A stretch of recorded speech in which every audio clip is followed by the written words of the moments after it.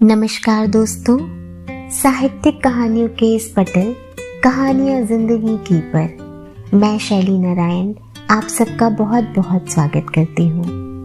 और आज आप सबके सामने लेकर आई हूँ हिंदी साहित्य की तमाम विधाओं के माध्यम से तत्कालीन समाज में व्याप्त शोषण, उत्पीड़न, रूढ़िवादिता इत्यादि पर अपनी सशक्त कलम से पूरी शक्ति से प्रहार करने वाले एक क्रांतिकारी कवि श्री यशपाल जी की लिखी बेहद मार्मिक कहानी दुख।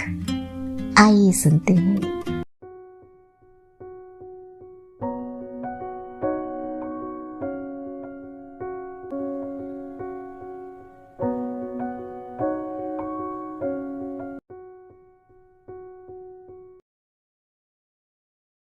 जिसे मनुष्य सर्वापेशा अपना समझ भरोसा करता है, जब उसी से अपमान और तिरस्कार प्राप्त हो तो मन वितृष्णा से भर जाता है, एकदम मर जाने की इच्छा होने लगती है।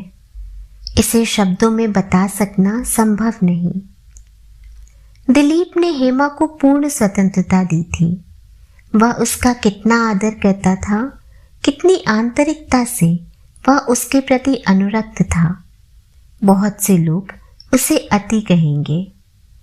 इस पर भी जब वह हेमा को संतुष्ट ना कर सका और हेमा केवल दिलीप के उसकी सहेली के साथ दूसरे शो में सिनेमा देख आने के कारण रात भर रूठी रहकर सुबह उठते ही माँ के घर चली गई, तब दिलीप के मन में क्षोभ का अंत न रहा। सितंबर का अंतिम सप्ताह था। वर्षा के ऋतु बीत जाने पर भी दिन भर पानी बरसता रहा। दिलीप बैठक की खिड़की और दरवाजों पर पर्दे डाले बैठा था। वितृष्णा और ग्लानि में समय स्वयं यातना बन जाता है। एक एक मिनट गुजारना मुश्किल हो जाता है। समय को बीतता न देख दिलीप खींचकर सो जाने का यत्न करने लगा। इसी समय जीने पर से छोटे भाई के धम धम करके उतरते चले आने का शब्द सुनाई दिया। अलसाई हुई आंख को आधा खोल उसने दरवाजे की ओर देखा। छोटे भाई ने पर्दे को हटाकर पूछा, भाई जी, आपको कहीं जाना ना हो तो मैं मोटरसाइकिल ले जाऊं? इस विघ्न से शीघ्र छुटकारा पाने के लिए दिलीप ने हाथ के इशारे से उसे इजाजत दे आंखें बंद कर ली। दीवार पर टंगे क्लॉक ने कमरे को गुंजाते हुए 6 बज जाने की सूचना दी। दिलीप को अनुभव हुआ, क्या वह यूं ही कैद में पड़ा रहेगा? उठकर खिड़की का पर्दा हटाकर देखा, बारिश थम गई थी। अब उसे दूसरा भय हुआ, कोई आ बैठेगा और अप्रिय चर्चा चला देगा।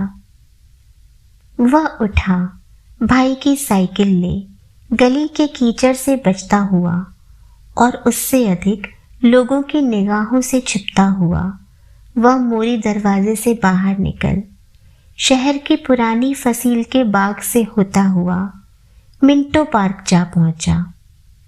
उस लंबे चौड़े मैदान में पानी से भरी घास पर पछुआ के तेज झोंकों में ठिठुरने के लिए उस समय कौन आता? उस एकांत में एक बेंच के सहारे साइकिल खड़ा कर वह बैठ गया। सिर से टोपी उतार बेंच पर रख दी। सिर में ठंड लगने से मस्तिष्क की व्याकुलता कुछ कम हुई। ख्याल आया, यदि ठंड लग जाने से वह बीमार हो जाए, उसकी हालत खराब हो जाए, तो वह चुपचाप शहीद की तरह अपने दुख को अकेला ही सहेगा। किसी को अपने दुख का भाग लेने के लिए ना बुलाएगा। जो उस पर विश्वास नहीं कर सकता, उसे क्या अधिकार कि उसके दुख का भाग बटाने आए। एक दिन मृत्यु दबे पांव आएगी और उसके रोग के कारण हृदय की व्यथा और रोग को ले उसके सिर पर सांत्वना का हाथ धर उसे शांत कर चली जाएगी। उस दिन जो लोग रोने बैठेंगे उनमें हेमा भी होगी। उस दिन उसे खोकर हेमा अपने नुकसान का अंदाजा कर अपने व्यवहार के लिए पछताएगी। यही बदला होगा दिलीप के चुपचाप सहते आने का। निश्चय कर उसने संतोष का एक दीर्घ निश्वास लिया। वह करवट बदल ठंडी हवा खाने के लिए बैठ गया। समीप 3 फर्लांग पर मुख्य रेलवे लाइन से कितनी ही गाड़ियां गुजर चुकी थीं। उधर दिलीप का ध्यान न गया था। अब जब फ्रंटियर मेल तूफान वेग से तीव्र कोलाहल करती हुई गुजरी तो दिलीप ने उस ओर देखा। लगातार फर्स्ट और सेकंड के डिब्बों से निकलने वाले तीव्र प्रकाश से वह समझ गया फ्रंटियर मेल जा रही है। 9:30 बज गए। स्वयं सहे अन्याय के प्रतिकार की एक संभावना देख उसका मन कुछ हल्का हो गया। वह लौटने के लिए उठा। शरीर में शैथिल्य की मात्रा बाकी रहने के कारण साइकिल पर न चढ़ वह पैदल पैदल बागो बाग बादशाही मस्जिद से टकसाली दरवाजे और टकसाली से भाटी दरवाजे पहुंचा। मार्ग में शायद ही कोई व्यक्ति दिखाई दिया हो।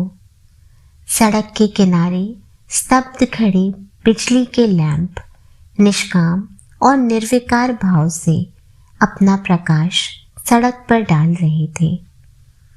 मनुष्यों के अभाव की कुछ भी परवाह न कर लाखों पतंगे गोले बांध बांध कर इन लैंपों के चारों ओर नृत्य कर रहे थे।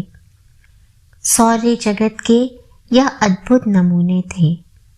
प्रत्येक पतंगा एक नक्षत्र की भांति अपने मार्ग पर चक्कर काट रहा था। कोई छोटा कोई बड़ा दायरा बना रहा था। कोई दाएं को कोई बाएं को कोई विपरीत गति में निरंतर चक्कर काटते चले जा रहे थे। कोई किसी से टकराता नहीं। वृक्षों के भीगे पत्ते बिजली के प्रकाश में चमचमा रहे थे। एक लैंप के नीचे से आगे बढ़ने पर उसकी छोटी परछाई उसके आगे फैलती चलती। जो जो वह लैंप से आगे बढ़ता परछाई पलटकर पीछे हो जाती। बीच बीच में वृक्षों की टहनियों की परछाई उसके ऊपर से होकर निकल जाती। सड़क पर पड़ा प्रत्येक भीगा पत्ता लैंपों की किरणों का उत्तर दे रहा था। दिलीप सोच रहा था मनुष्य के बिना भी संसार कितना व्यस्त और रोचक है। कुछ कदम आगे बढ़ने पर सड़क किनारे नींबू के वृक्षों की छाया में कोई श्वेत सी चीज दिखाई दी। कुछ और बढ़ने पर मालूम हुआ कोई छोटा सा लड़का सफेद कुर्ता पैजामा पहने एक थाली सामने रखे कुछ बेच रहा है। बचपन में गली मोहल्ले के लड़कों के साथ उसने अक्सर खोमचे वाले से सौदा खरीदकर खाया था। अब वह इन बातों को भूल चुका था, परंतु इस सर्दी में सुनसान सड़क पर जहां कोई आने जाने वाला नहीं, यह खोमचा बेचने वाला कैसे बैठा है। खोमचे वाले के क्षुद्र शरीर और आयु ने भी उसका ध्यान आकर्षित किया। उसने देखा रात में सौदा बेचने निकलने वाले इस सौदागर के पास मिट्टी के तेल की ढिबरी तक नहीं। समीप आकर उसने देखा वह लड़का सर्द हवा में सिकुड़ कर बैठा था। दिलीप के समीप आने पर उसने आशा की एक निगाह उसकी ओर डाली और फिर आंखें झुका ली। दिलीप ने और ध्यान से देखा। लड़के के मुख पर खोमचा बेचने वाले की सी चतुरता न थी, बल्कि उसकी जगह थी एक कातरता। उसकी थाली भी खोमचे का थाल न होकर घरेलू व्यवहार की एक मामूली हल्की मुरादाबादी थाली थी। तराजू भी न था। थाली में कागज के 8 टुकड़ों पर पकौड़ों की बराबर बराबर ढेरियां लगाकर रख दी गई थीं। दिलीप ने सोचा इस ठंडी रात में हम ही दो व्यक्ति बाहर हैं। वह उसके पास जाकर ठिठक गया। मनुष्य मनुष्य में कितना भेद होता है, परंतु मनुष्यत्व एक चीज है जो कभी कभी भेद की सब दीवारों को लांघ जाता है। दिलीप को समीप खड़े होते देख लड़के ने कहा, एक एक पैसे में एक एक ढेरी। एक क्षण चुप रहे दिलीप ने पूछा, सबके कितने पैसे? बच्चे ने उंगली से ढेरियों को गिनकर जवाब दिया, 8 पैसे। दिलीप ने केवल बात बढ़ाने के लिए पूछा, कुछ कम नहीं लेगा? सौदा बिक जाने की आशा से जो प्रफुल्लता बालक के चेहरे पर आ गई थी, वह दिलीप के इस प्रश्न से उड़ गई। उसने उत्तर दिया, मां बिगड़ेगी। इस उत्तर से दिलीप द्रवित हो गया और बोला, क्या पैसे मां को देगा? बच्चे ने हामी भरी। दिलीप ने कहा, अच्छा सब दे दो। लड़के की व्यस्तता देख दिलीप ने अपना रुमाल निकाल कर दे दिया और पकौड़े उसमें बंधवा लिए।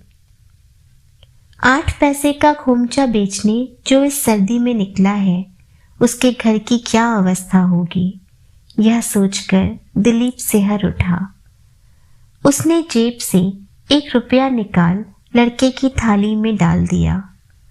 रुपए की खनखनाहट से वो सुनसान रात गूंज उठी। रुपए को देख लड़के ने कहा, मेरे पास तो पैसे नहीं हैं। दिलीप ने पूछा, तेरा घर कहाँ है? पास ही गली में है, लड़के ने जवाब दिया। दिलीप के मन में उसका घर देखने का कौतूहल जाग उठा। बोला, चलो मुझे भी उधर से ही जाना है, रास्ते में तुम्हारे घर से पैसे ले लूंगा। बच्चे ने घबरा कर कहा, पैसे तो घर पर भी ना होंगे। दिलीप सुनकर सिहर उठा, परंतु उत्तर दिया, होंगे, तुम चलो। लड़का खाली थाली को छाती से चिपका आगे आगे चला और उसके पीछे बाइसिकल को थामे दिलीप। दिलीप ने पूछा, तेरा बाप क्या करता है? लड़के ने उत्तर दिया, बाप मर गया है। दिलीप चुप हो गया। कुछ और दूर जा उसने पूछा, तुम्हारी माँ क्या करती है? लड़के ने उत्तर दिया, माँ एक बाबू के यहाँ चौका बर्तन करती थी, अब बाबू ने हटा दिया है। दिलीप ने पूछा, क्यों हटा दिया बाबू ने? लड़के ने जवाब दिया, माँ 2.5 रुपए महीना लेती थी।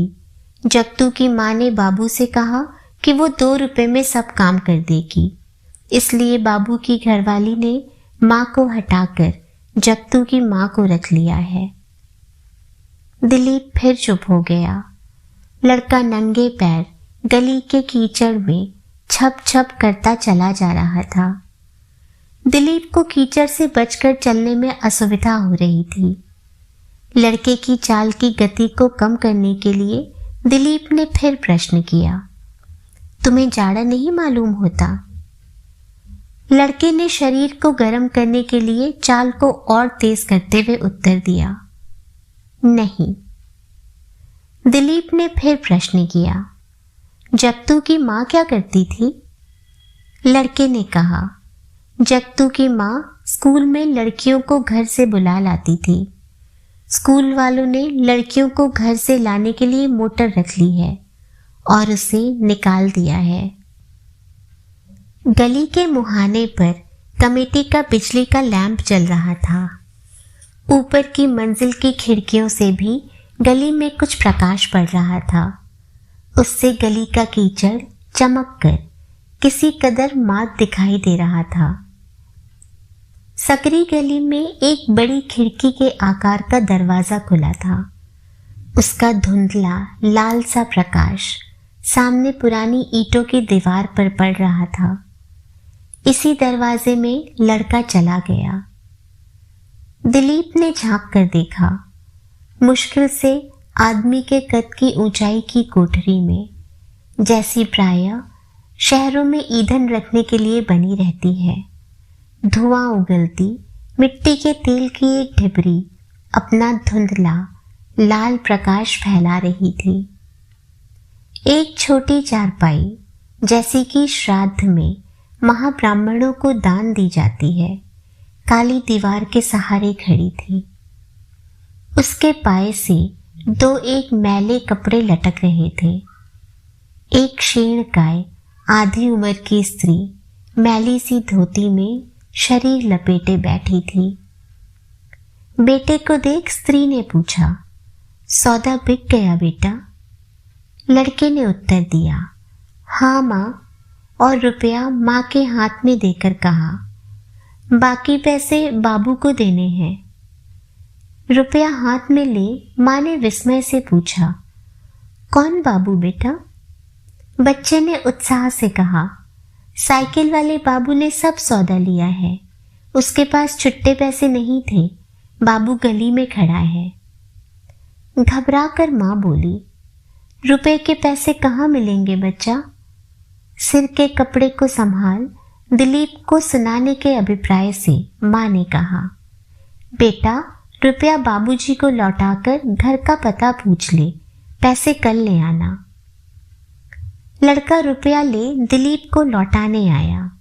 दिलीप ने ऊंचे स्वर से, ताकि माँ सुन ले, कहा, रहने दो रुपया, कोई परवाह नहीं, फिर आ जाएगा। सिर के कपड़े को आगे खींच स्त्री ने कहा, नहीं जी, आप रुपया लेते जाइए, बच्चा पैसे कल ले आएगा।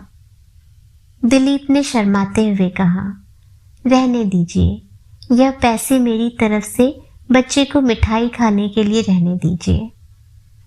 स्त्री नहीं नहीं करती रह गई। दिलीप अंधेरे में पीछे हट गया।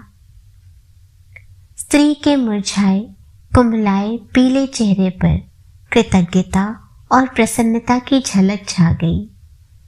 रुपया अपनी चादर की खूंट में बांध एक ईंट पर रखे पीतल के लोटे से बाह के इशारे से पानी ले उसने हाथ धो लिया और पीतल के एक बर्तन के नीचे से मैले अंगूछे में लिपटी 2 रोटियां निकाल बेटे के हाथ धुला उसे खाने को दे दी।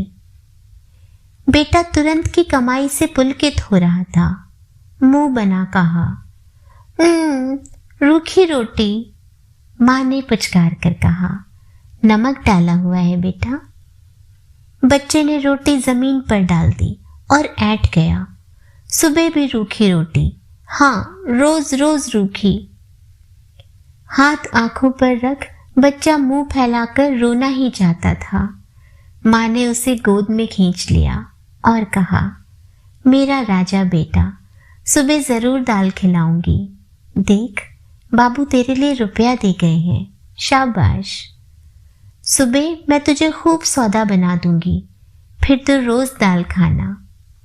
बेटा रीछ गया। उसने पूछा, माँ तूने रोटी खा ली?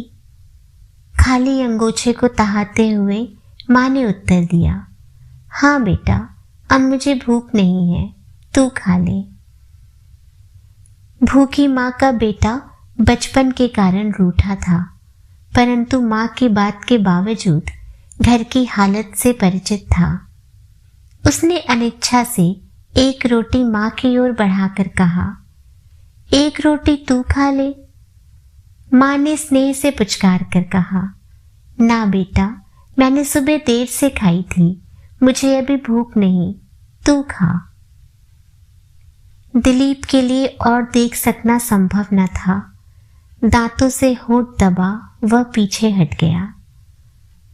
मकान पर आकर वह बैठा ही था कि नौकर ने 2 भद्र पुरुषों के नाम बताकर कहा, आए थे, बैठकर चले गए। खाना तैयार होने की सूचना दी। दिलीप ने उसकी ओर बिना देखे ही कहा, भूख नहीं है। उसी समय उसे लड़के की माँ का भूख नहीं कहना याद आ गया। नौकर ने विनीत स्वर में पूछा, थोड़ा दूध ले आऊं? दिलीप को गुस्सा आ गया। उसने विद्रूप से कहा, क्यों, भूख ना हो तो दूध पिया जाता है? दूध ऐसी फालतू चीज है। नौकर कुछ न समझ विस्मित खड़ा रहा। दिलीप ने खींच कर कहा, जाओ जी। मिट्टी के तेल की डिबरी के प्रकाश में देखा वह दृश्य उसकी आंखों के सामने से हटना न चाहता था। छोटे भाई ने आकर कहा, भाभी ने यह पत्र भेजा है, और लिफाफा दिलीप की ओर बढ़ा दिया। दिलीप ने पत्र खोला।